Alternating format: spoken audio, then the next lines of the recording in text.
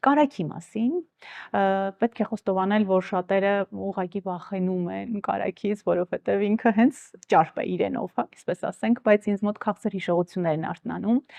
Մայրիկս փոքր տարիքում հացի վրա կարագ էր քսում, պանիր էր դնում եւ տալիս ուտելու։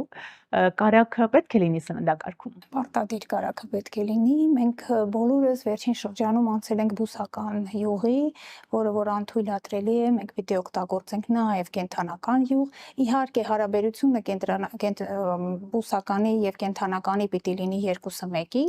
բայց անհրաժեշտ է օգտագործել պարտադիր կենդանական յուղը մեզ տալիս է հագեցած ճարպեր։ Իհարկե բուսական յուղը տալիս է օմեգա 3, 6, 9, որոնք նույնպես մեզ անհրաժեշտ են։ Չմոռանանք, որ թույլատրելի քանակը կենդանական յուղի մեզ համար 10-ից 20 գրամ է ընդամենը, դա ոչ միայն կարագն է, կարագը նույնպես, հա, որպես հեշտ մարսվող։ Իսկ երեխաներին իհարկե թույլ է տրվում ամբողջահատիկ հացի վրա քսել կարագը, ինչու ոչ,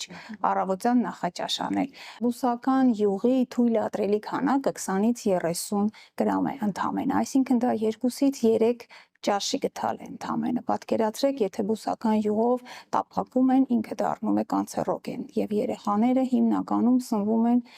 հենց այդ կանցերոգեն սննդով։ Այդ է պատճառը, որ խորհուրդ եմ տալիս սնվել կաթնամթերքով, օգտագործել կարագ, ինչու ոչ։ Ես այստեղ հաճույքով պետք է ասեմ, որ Երեմյան կաթնամթերքի կարագը 100% բնական նոր սերնդի հայկական կարագ է, մանկության համով 0% սառեցման